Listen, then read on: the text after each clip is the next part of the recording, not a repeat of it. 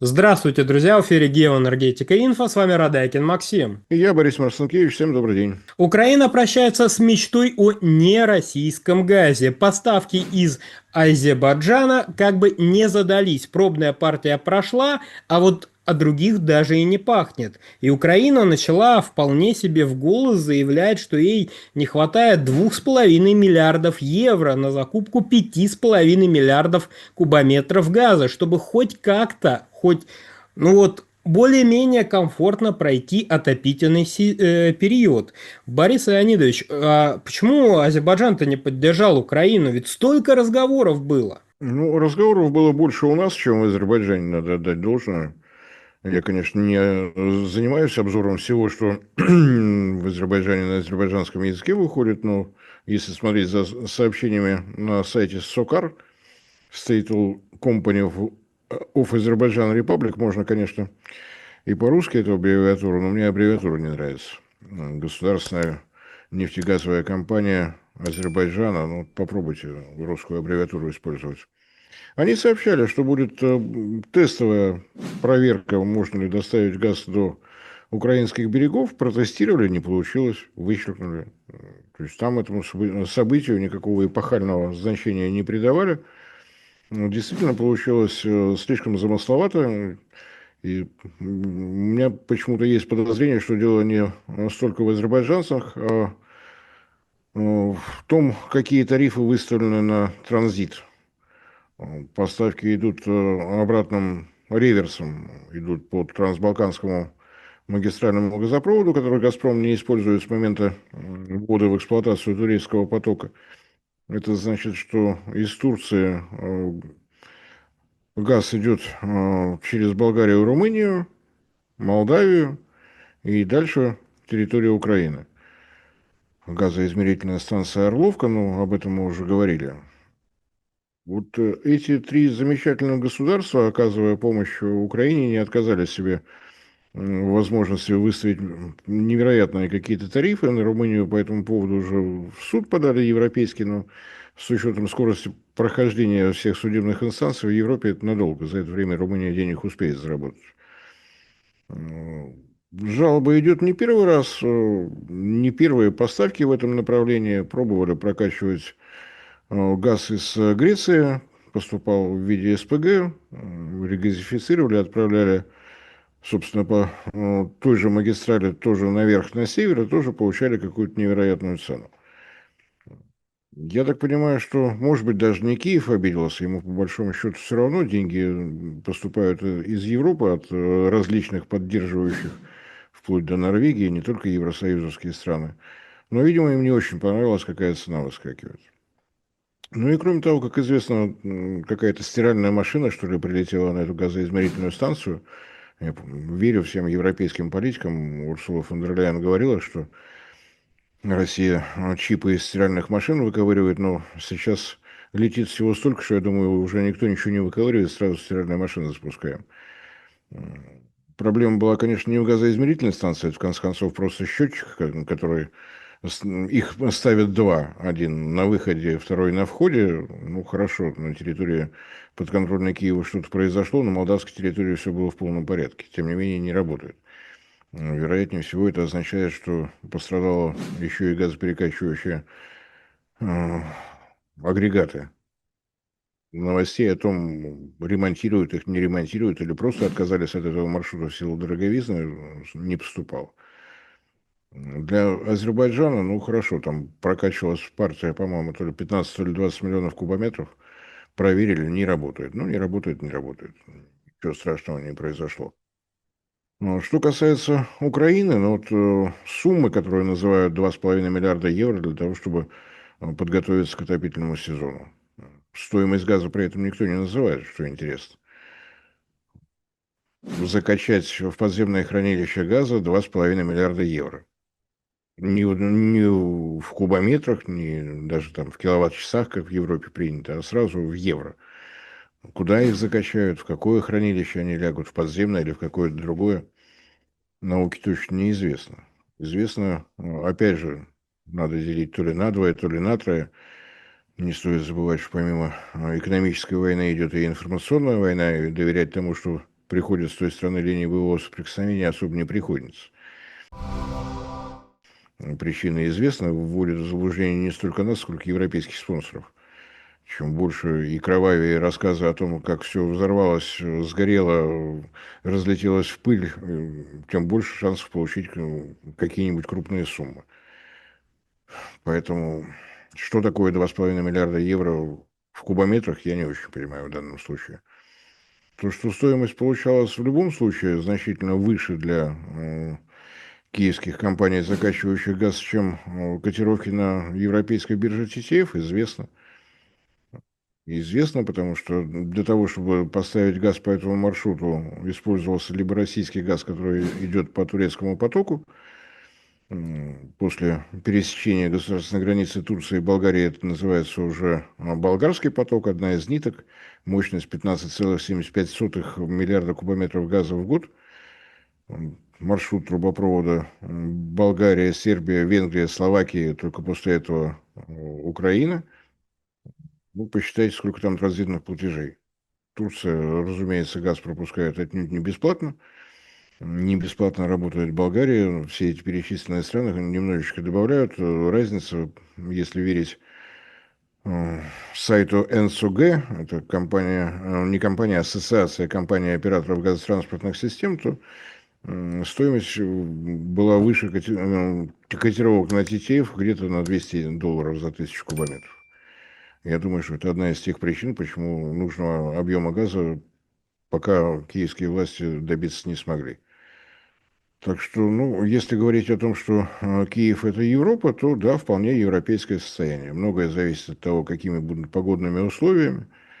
Наступающий отопительный сезон, может быть, повезет, будут такие же мягкие зимы, как были предыдущие две, может быть, не повезет, и будет какая-нибудь среднемноголетняя температура.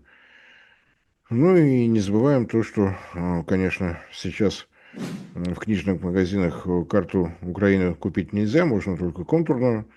Можно поиграть еще за счет этого.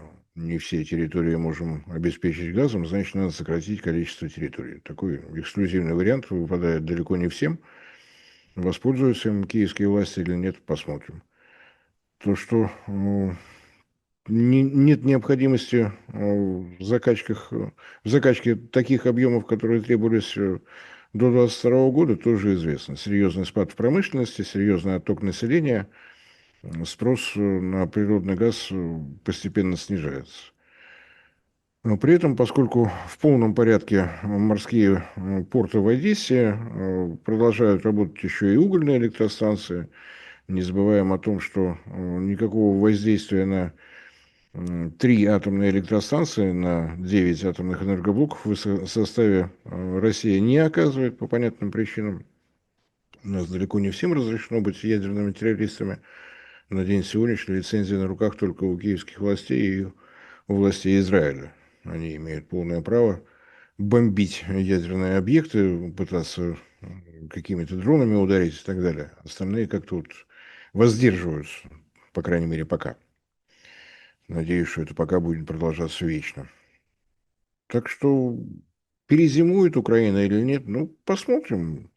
Я не вижу причин не радоваться, не злорадствовать по этому поводу. Жизнь покажет. Пока поставки идут в основном с направления Словакии, то есть турецкий поток, вот в таком варианте. И какие-то объемы приходят еще из Польши, хотя у Польши, в принципе, достаточно большие возможности по поставкам этого, прежде всего, СПГ.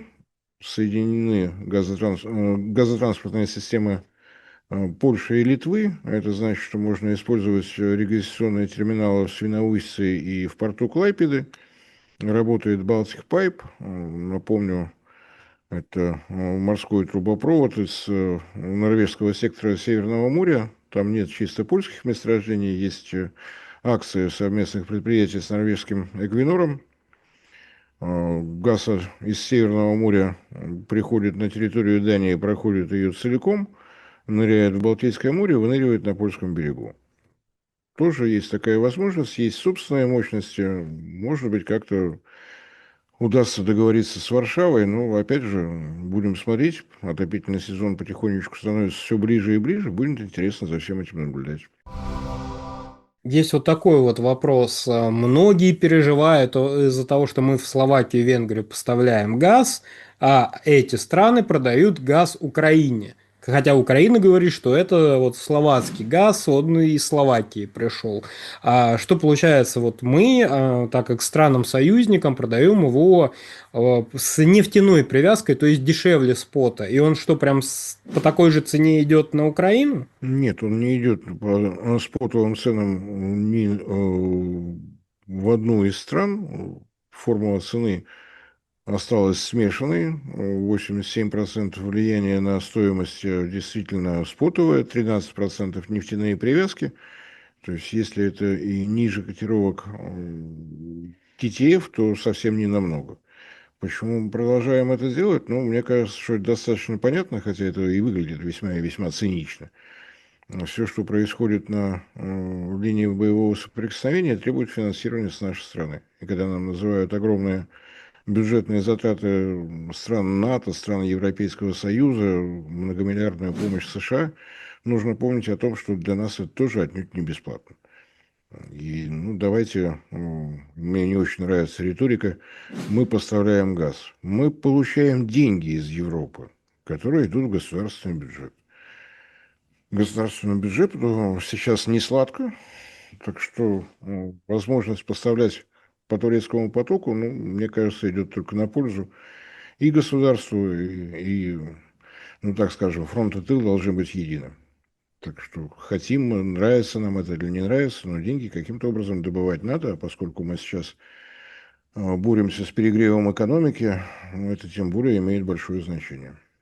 Борис Леонидович, хотел бы уточнить, а почему, собственно, российский газ так дорожает, дойдя до Украины? Это кто такой недружественный ей завышает цену на якобы дешевый российский газ? От Братиславы до Сицилии достаточно далеко, но, видимо, поговорку «долг платежом страшен» в Словакии выучили.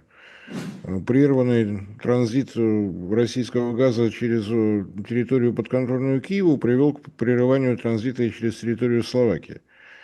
До того, как последние события стали происходить, вот на этом транзите Словакия для своего бюджета зарабатывала до 500 миллионов долларов в год. Сейчас ее такой возможности лишили. Ну, какой должна быть реакция Словакии, которые просто залезли в карман? Из-за каких-то политических соображений у Братиславы есть проблемы с государственным бюджетом. Проблемы надо как-то решать. Решать их удобнее всего за счет того, кто эти проблемы создал.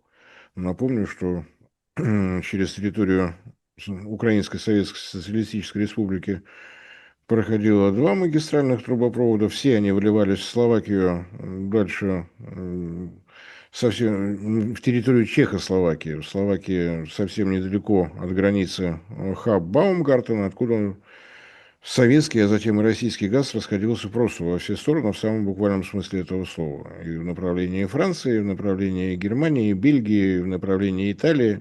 То есть поток был весьма и весьма значительным. Напомню, что полная транзитная мощность украинской газотранспортной системы времен СССР под 200 миллиардов кубометров. То есть прокачивались более чем значимые объемы. Постепенно этот ручеек стал мельчать за счет появления новых газовых магистралей. Это и Ямал-Европа, и Северный поток. Но, тем не менее, доходы были более чем значительны. В результате действия киевских властей Словакию обидели. Ну, теперь Словакия считает, что все надо... Бумеранг должен прилететь обратно. Осуждать или радоваться тому, что они так делают, мне сказать сложно, но Украина хотела быть Европой, пусть привыкает к тому, какие нравы царят в этой дружной семье народов под названием Евросоюз. Борис Леонидович, большое спасибо за комментарии. Друзья, подписывайтесь на телеграм-канал Геоэнергетика и Инфо. Ссылки будут в описании и закрепленном комментарии. Там же будут реквизиты для желающих финансово поддержать наш проект, чтобы мы и дальше также бодро вещали на всех площадках без монетизации, исключительно благодаря вашей финансовой поддержке. Спасибо, до новых встреч. Уважаемые зрители и слушатели, в очередной раз напоминаю, что наш проект остается независимым, у нас нет спонсорской поддержки, еще какой бы то ни было, мы существуем только за счет остатков той монетизации, которая когда-то была, за счет той монетизации, которую предоставляют наши отечественные платформы, и прежде всего за счет вашей помощи при использовании системы Sponsor.ru. Всем спасибо за внимание, всем всего доброго.